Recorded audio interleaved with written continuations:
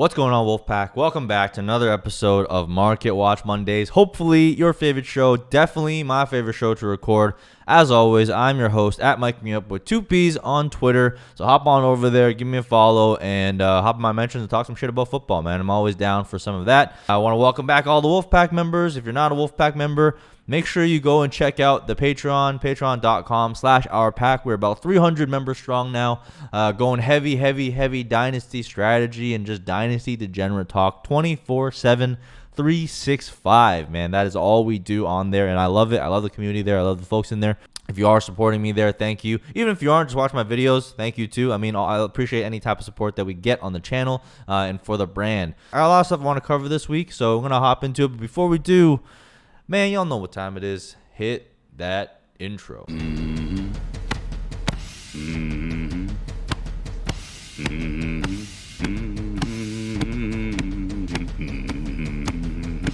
All right, let's get into it, man. This week, I want to talk about the 2022 class, the 2022 rookie class. I know it's early, man, that the 2021 season hasn't even started, and you're already thinking about 2022, but guys, that's what you got to do. You got to be thinking ahead if you're playing Dynasty, especially if you're playing Devy. You got to be on top of all these guys and the 2023 class. And the reason I want to talk about it is because I get a lot of questions like this, right? You know, you guys know that I'm a big proponent of the productive struggle, right? And a big component of the productive struggle is gathering future rookie picks and stockpiling future rookie picks, whether that's 2022 or 2023. Both options are viable. But a lot of the questions I'm getting recently is like, hey, like I've heard that the 2022 class is not that great. Like it's really shitty.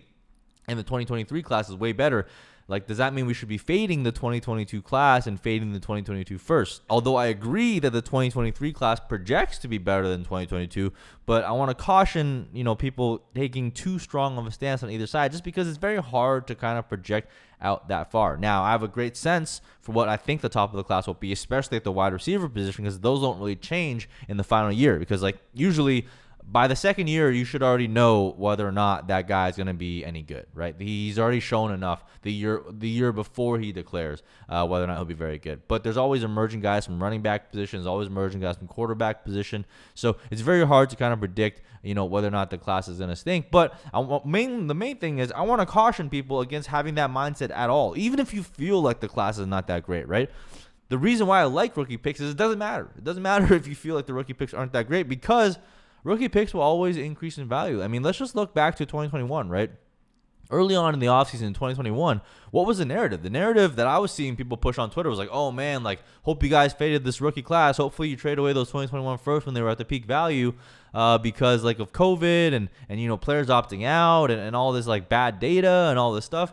And in the end, it didn't fucking matter, right? That's the point. It didn't matter what all those people thought. I was gobbling up 2021 first. I was like, man, if you guys want to sell me 2021 first for cheap, I will take every single one that I can, because I just know for a fact that their value will increase. And let's just take a look at what their value is, right? In current Dynasty Startup ADP, 12 team Superflex, tight end premium. I got this ADP data from the FF engineer. Shout out to him on Twitter. I think it's Kevin O'Brien. In current startup leagues, right, in the first round, rookies, there's one rookie in the first round of startups. That's Trevor Lawrence, right? And I would argue it's getting closer to 2, because Kyle Pitts is really getting up there. He is going off as a tight end 1 in most startups that I'm in. Maybe in more casual and home leagues he's not, but he's definitely I mean, in this ADP he is. Like he is the tight end. He is a unanimous tight end 1. So in tight end premium, he will get up to the first round. It is only the freaking, what is it? It's like, it is only the, you know, it's only July, guys. It's only gonna get up and up from here, right? So one thing that we're just not really doing a good job of accounting for is that dramatic increase in value. So you already have, you already have one guy there, right? So you already have Kyle Pitts and Trevor Lawrence, right? So that's going in like the first round, early second, right?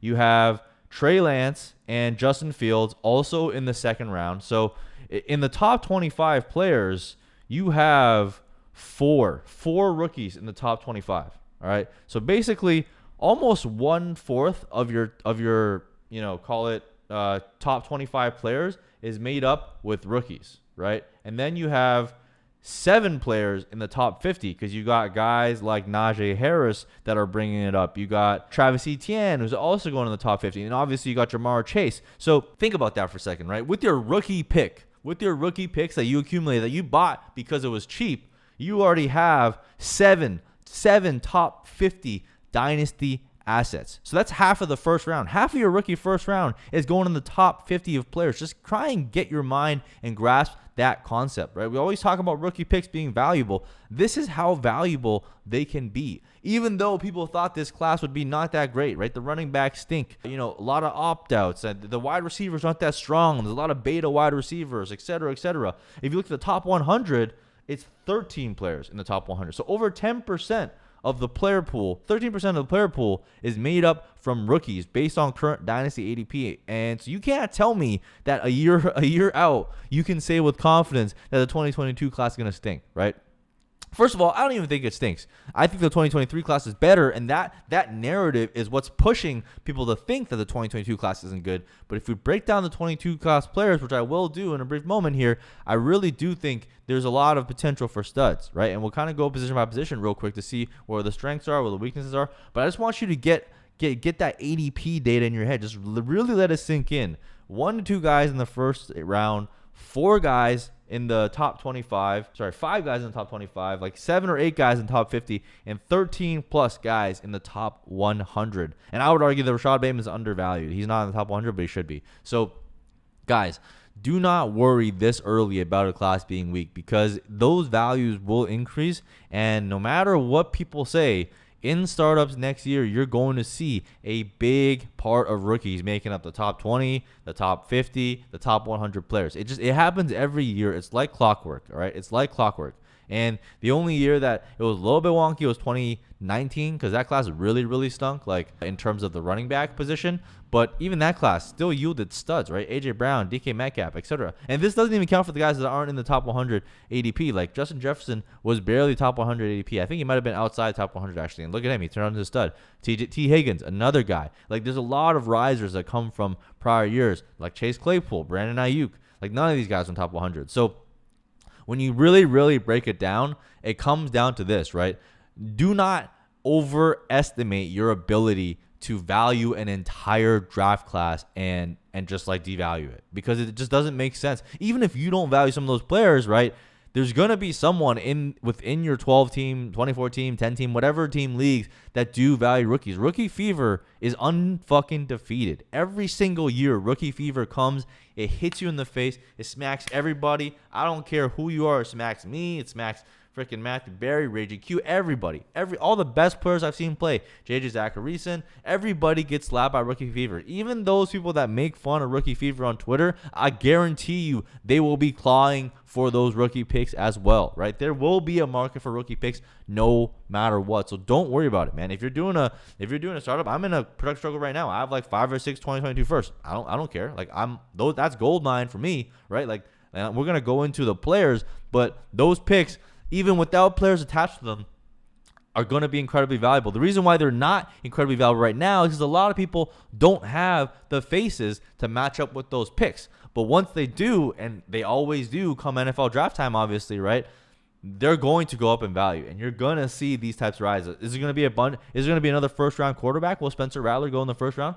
Probably not. But if you look at the top 50, top 100 players, I'm willing to bet it's going to be very, very similar to the 2021 class. All right. So step 2 of that is putting faces to those names. Like that's why I play Devy. That's why, you guys should be joining up in the Wolfpack Patreon because we're talking Devy players too.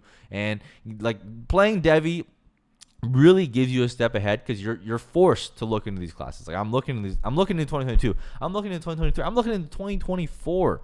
Right. But you're looking at freshman classes as well. So it's a very, very, first of all, very, very fun thing to do, but also it really gives you a leg up on how to value your future first. Now, you don't want to like go ham and peg it for a value because like I said, it's still very unpredictable, but it gives you a great sense for, who's going to make up that first round. So I'm going to go through the top guys right now in terms of my rankings, but like I said, if you want the full rankings, like top 50, top 60, just head on over to the Patreon. It's going to be all available there. But at quarterback, I think this is a position where we can really kind of push back and be like, yeah, it might not be as strong in prior years, right? Right now, the known guys are Spencer Rattler, right, and Sam Howell. Spencer Rattler, to me, is the clear quarterback one, playing for Oklahoma. He's kind of got a little bit of that Konami code to him. Sam Howell is the quarterback too. He's more of a traditional pocket passer, plays for UNC. So he's throwing bombs to my boy De'Ami Brown all of last year and the year before that. So those are probably the top quarterbacks. The other guys that I'm paying attention to right now is Malik Willis. He's getting a ton of hype. Not just in the fantasy community, because I care a little bit less about that, but even in the mainstream community, he's getting a lot of hype. So like the main draft talk media heads, his name is popping up a lot, and he's obviously a Konami code breaker. He plays for Liberty, so less competition, but at the same time, quarterback and like playing competition, I don't take that into weight as much, because they're playing less competition, but they're also playing with lesser players. So it's kind of like levels of playing field a little bit, right? And then we got my guy Keaton Slovis. So plays for UNC, had a little bit of a step back last year, but when he played as a freshman, he was lights out in terms of his deep ball accuracy. So just someone else to pay attention to. But there's definitely a clear tier break. We don't have the same stud muffins that we had this year, which was, Trevor Lawrence and Justin Fields, which were like clear and away the lights out guys. And then you had Zach Wilson, right? And then you had Trey Lance, who obviously had a meteoric rise as a Konami code breaker quarterback with a lot of arm talent.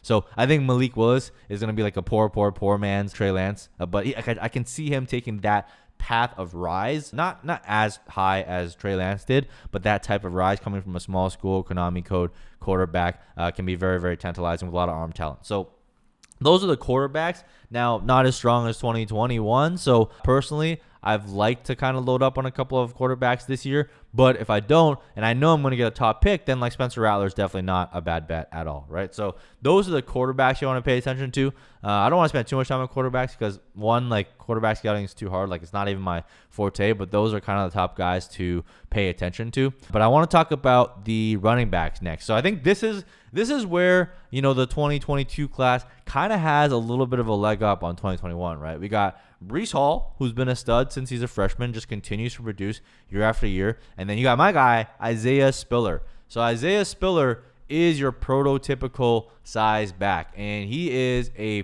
freak, like athletically. I think he's going to be, to me, I think he has a good chance to be the running back one off the board.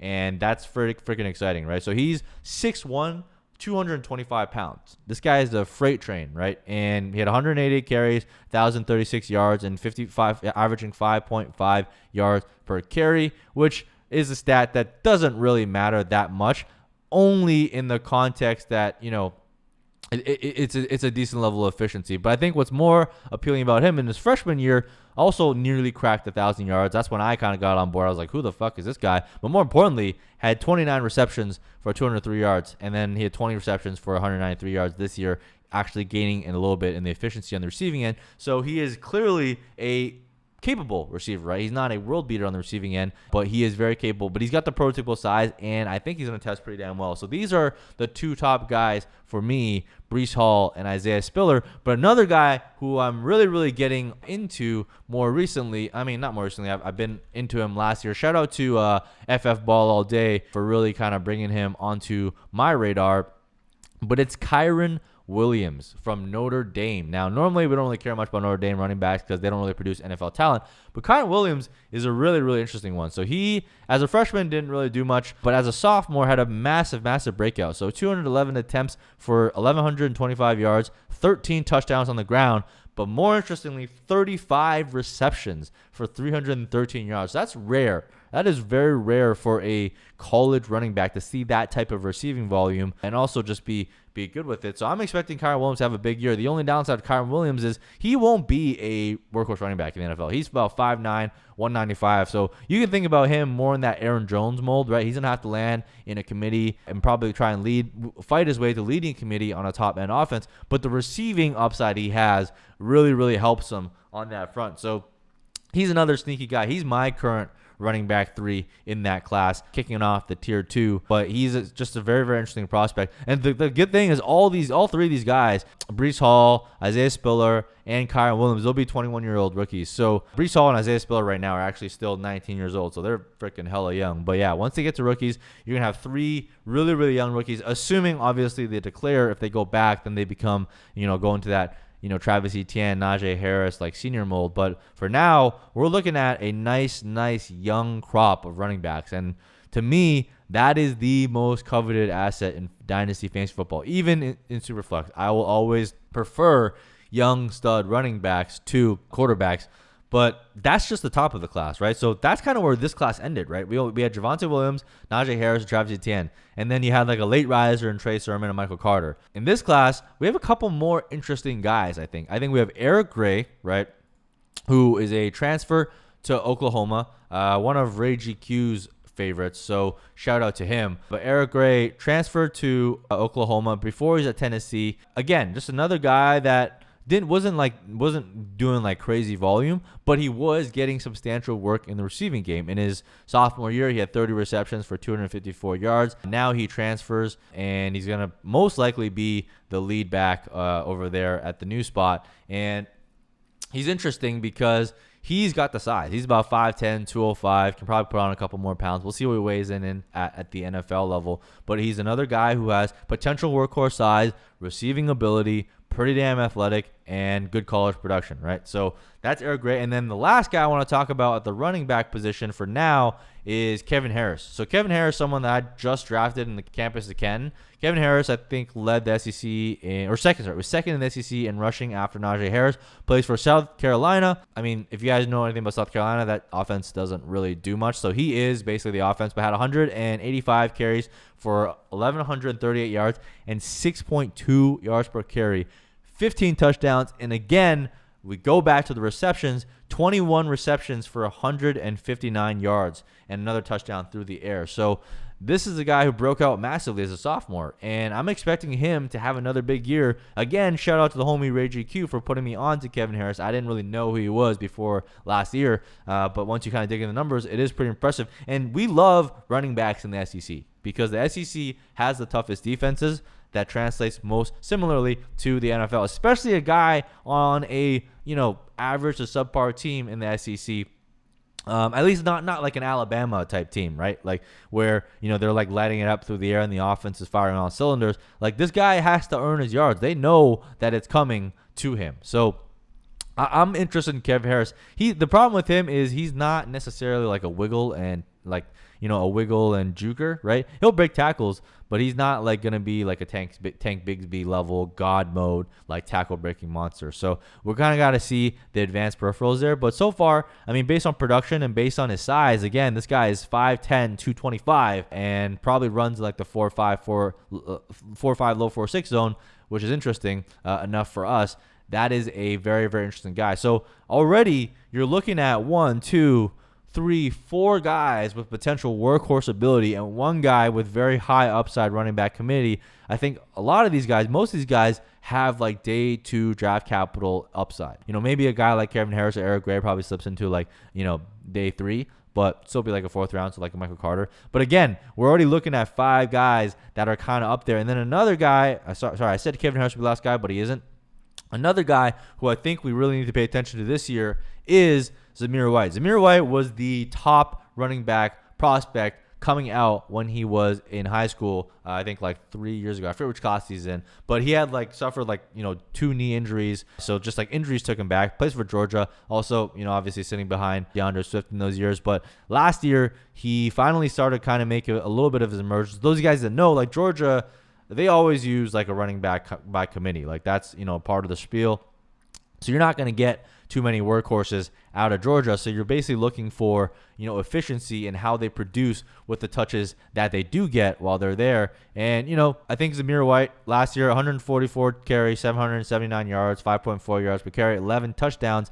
Not much on the receiving end, which is not great, but he does have prototypical size at 6 foot, 215 pounds. And again, this guy was one of the most highly touted running backs coming out of high school that kind of just succumbed to injury. So we've seen guys from Georgia kind of come back and produce that way. But again, just another good prospect to keep track of. So you have like 6 guys, most of whom have workhorse potential. All of them, by all accounts, what I can see, are pretty damn athletic. So, it's already a very, very deep running back class. And that's one of the key factors that I use in judging a class, because running backs, as we know, are scarce. Young running backs are even scarcer. So if you can get a class with a bunch of stud running backs, it's going to really lift up the class. So, I talked to Graham Barfield about this too on last week's episode, and he's really, really excited to get into the 22 class. He thinks Isaiah Spiller is going to be awesome. He wants to get into Zamir White as well. And again, this doesn't even account for the guys that break out and emerge in their junior year seasons, right? And that happens all the time. Last year we had Javonte Williams.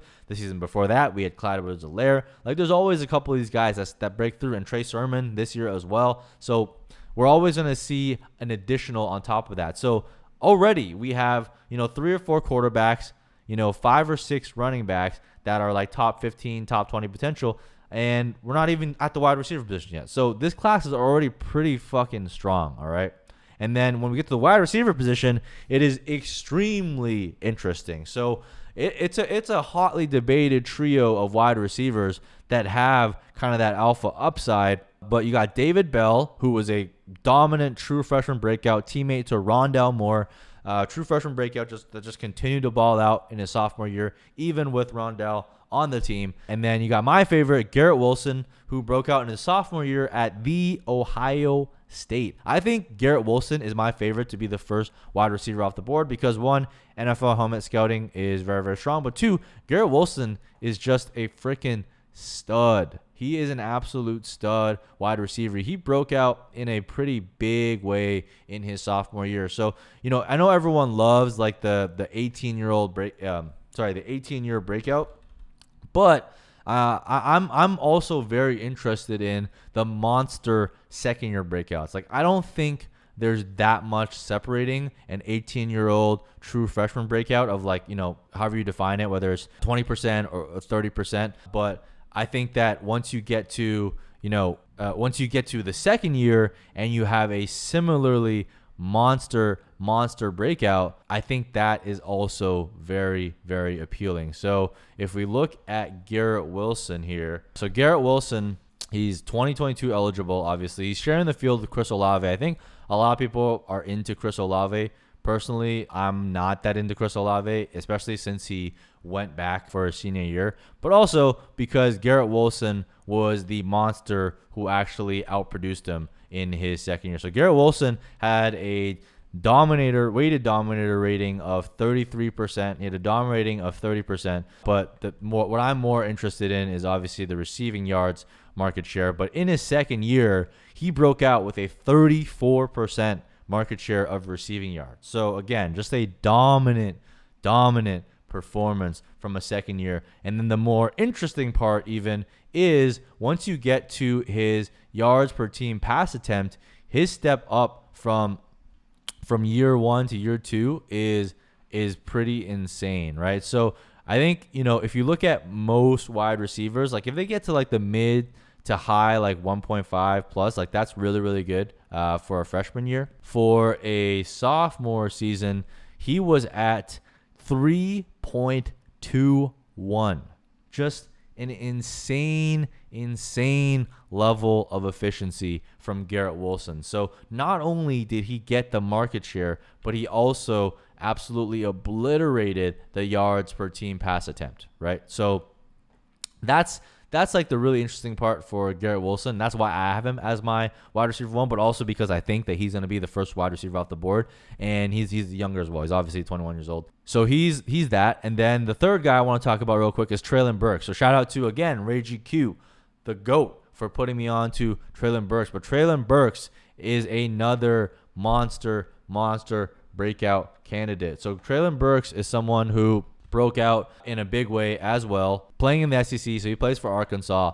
And if we look at his receiving yards market share, he actually broke out as a freshman with 20%. But again, I'm more interested in the year 2 massive leap. So similar to Garrett Wilson, Treylon Burks was rocking a 34% market share of his team's receiving yards in his second year. And on the receiving yards per team pass attempt, he was at 2.9. So slightly less efficient, but still 2.9 is a monster performance. Like anything above 2 is pretty damn good. If you're approaching 3 in your second year, you are an absolute fucking beast. But also the interesting thing about Treylon Burks is he is 100% in the alpha build. He is 6'3", 232 pounds. This guy is like Chase Claypool level of size. Now, I don't know how he's going to test, so that'll be a big part of it.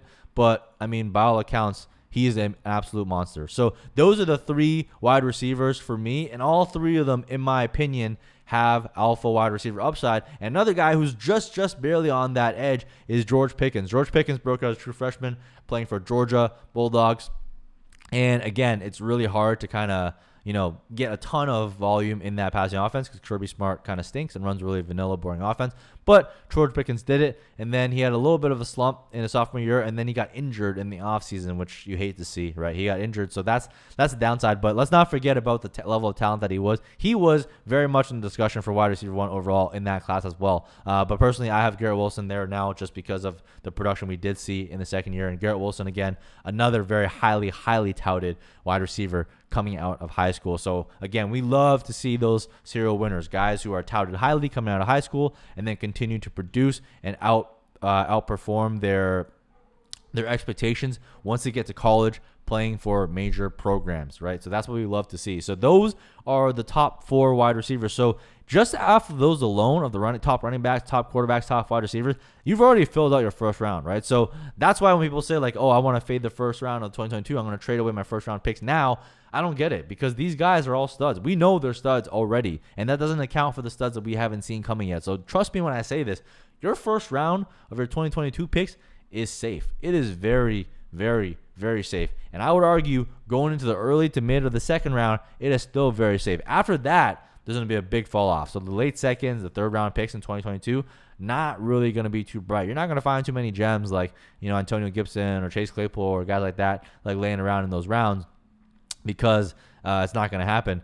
But you do have a couple guys that I'm pretty interested in coming up in the second round, right? So you got guys like Justyn Ross. Justyn Ross, as you guys don't know, monster true freshman breakout, played opposite T. Higgins. He was the main reason why people were like down on T. Higgins going his junior year because they're like, Justyn Ross is basically taking over. Obviously, T. Higgins proved that to be incorrect because he himself is an absolute monster and an absolute stud. But let's not forget about how badass Justyn Ross was, right? Justyn Ross, unfortunately, had to go back for senior year, but you can really understand why. He got diagnosed with an injury that was apparently like it was supposed to be a career ending. So he was supposed to never play football again. But now he's back. So we love to see him back on the field. I'm excited to see what he's going to do. I fully expect him to be the dominant wide receiver out of Clemson this season. So if he puts up another good season, I'm all the way back in on Justyn Ross. I'm going to be picking him up in the second round, even though he is a senior. Because of what I said, there's a great reason why he went back, right? So again, these are just some of the top guys that you can go for,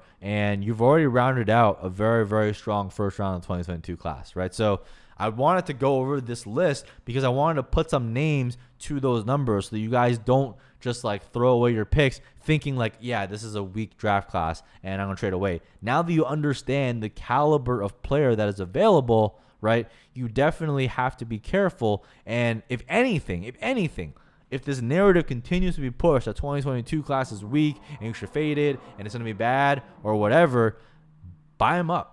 Gobble up those picks, man. Gobble up those picks in startup drafts. Don't worry. Keep doing protect struggle if you want. You can do a protect struggle this year. You can do a contending team this year. We have that flexibility. But don't be scared to do a productive struggle just because everyone is telling you the 2022 class is weak. Is the 2022 class weaker than 2023? Yeah, probably. I'll do a comparison episode in one of the upcoming weeks so you guys have a good sense for how we compare position by position across the classes. But that does not mean the class is weak on an absolute basis. I think that's what people are missing. On an absolute basis, this is, by all accounts, to me, is a pretty damn good class. It's shaping up to be a damn fine class, assuming most of these guys declare and not including, some of the other breakouts are going to come along the way, right? And, chances are some of these guys, maybe one or two of these running backs do go back for another season, although if I were their agents, I would advise against it because the running back class 2023 is even better. But they do go back, but they always get made up for by a couple of other emerging guys as well at the quarterback position and the running back position. So again, do not fall victim to the 2022 class is too weak narrative. Do your own research, study your own players. You know, if you don't want to study your own players, follow my ranks, follow us in Discord. We're always talking about these prospects, but it's going to be a strong class. It's going to be lit. I'm excited, man. I've hoarded a lot of 2022 picks, a lot of 2023 picks. I think we're going to be very excited by both these both these rookie classes. And they're going to do better than we think, man, especially at the wide receiver and the running back position. That's really where the next two classes are going to be strong. We're going to replenish a lot of that. Quarterback, a little bit more weak. So, you know, if you can, grab a couple of stud rookie quarterback prospects from this year because I think it definitely is a much stronger class. But all the other positions, I think we are in very, very good hands, all right? So that's all I got for you guys this week. That's what I want to cover, a lot of the rookie class. If you did enjoy, as always, make sure you go and click the thumbs up. Click the subscribe button. It helps us more than you know. And then hit the notifications if you want to get notified for any new episodes that come out of this channel. And follow me at Mike Me Up with 2 P's on Twitter. And make sure you check out the Dynasty Discord, man. The best Dynasty Discord around. I promise you that. Patreon.com/OurPack. I'm always in there. A lot of really smart folks, a lot of really great guys that are making me question my own stuff all the time, which I love. I love that they ask me questions that make me think and make me defend my ranks, defend my takes, because, again, it just makes me better as a fantasy player to think about those types of things. So I appreciate all of you. Appreciate all of you for the support there. I appreciate all of you for tuning in and watching the episode. And until next time, I will see you again on another episode of Market Watch Mondays. That's all from me. Peace out.